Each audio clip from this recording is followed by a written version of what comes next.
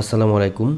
আপনাদের যখন business pro use করার সময় এমন একটি এরর আসবে, সো আজকে আমি দেখাবো এই এররটা কিভাবে আপনারা ফিক্সড করবেন। এররটা এরকম: your Chrome driver and Google Chrome version is not same, click yes button to update it from settings. So আমরা এটা কিভাবে সলভ করবো এখন সেটা আমরা দেখব।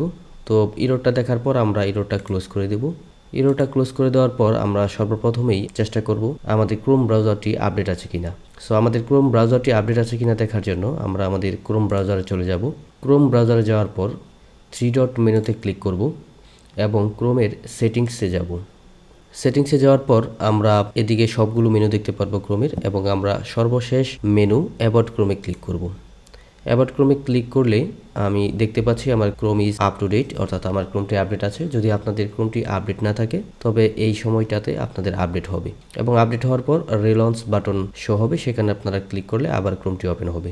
এরকমভাবে আপনারা আপনাদের ক্রোম ব্রাউজারটি আপডেট করে নেবেন প্রথমে। সো আমি মিনিমাইজ করে দিচ্ছি এবং আমি আমাদের সফটওয়্যার চলে যাচ্ছি। ক্রোমটি আপডেট করার পর আমরা আমাদের সফটওয়্যার সেটিংস আইকনে ক্লিক করব।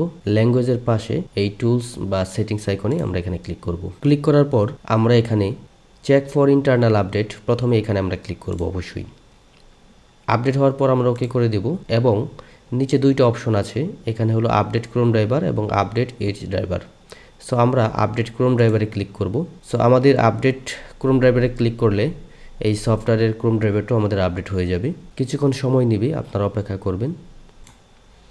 আপডেট হয়ে গিয়েছে, আমি ওকে ক্লিক করে দিচ্ছি, এবং পরবর্তীতে আমরা আপডেট এজ ড্রাইভার এখানেও ক্লিক করব। এখানেও কিছুটা সময় নেবে, আপনারা অপেক্ষা করবেন।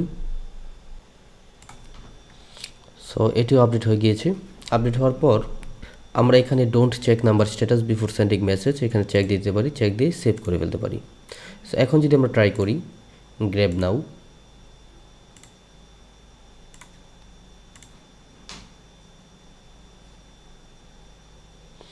তাহলে আমরা দেখতে পারবো আমাদের আগের সমস্যাটি সমাধান হয়ে গিয়েছে। এখানে আমাদের সফটওয়্যার ঠিকভাবে কাজ করছে এবং আমাদের সাকসেসফুলি ইনিশিয়েট হয়ে গিয়েছে। সো ইনিশিয়েট হওয়ার পর আমরা এখন স্টার্ট গ্র্যাবিংয়ে ক্লিক করলে আমাদের ডাটাগুলো গ্র্যাব হবে। সো এরকমভাবে আপনারা আপনাদের এই সমস্যাটি সমাধান করতে পারেন। সো আমি আরেকটু ডিটেলস এখানে আপনাদেরকে দেখিয়ে দেব। আমি এটা স্টপ করছি।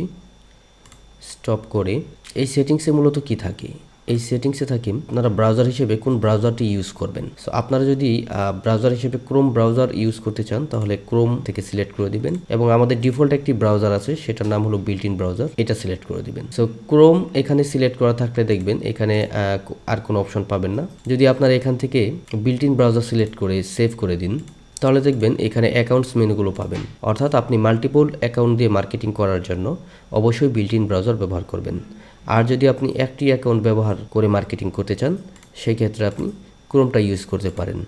এখানে দুটি ব্রাউজার আমাদের অ্যাভেলেবল আছে। সো আমি আবারও আপনাদেরকে বুঝিয়ে দিচ্ছি, আপনারা যদি একটি নাম্বার দিয়ে মার্কেটিং কন্টিনিউ করতে চান সেই ক্ষেত্রে আপনারা ক্রোম ব্রাউজার সিলেক্ট করে সেভ দিবেন, তাহলে আপনাদের বাকি অ্যাকাউন্টস অপশনগুলো আসবে না। এবং আপনারা যদি মাল্টিপল অ্যাকাউন্ট দিয়ে অর্থাৎ রাউটিং করে এসএমএস বা ক্যাম্পেইন করতে চান সেই ক্ষেত্রে আপনারা সেটিংস থেকে গিয়ে ব্রাউজার হিসেবে বিল্ট ইন ব্রাউজার সিলেক্ট করে সেভ ক্লিক করে ক্লোজ করে দেবেন, তাহলে এখানে অ্যাকাউন্টস অপশনগুলো পেয়ে যাবেন।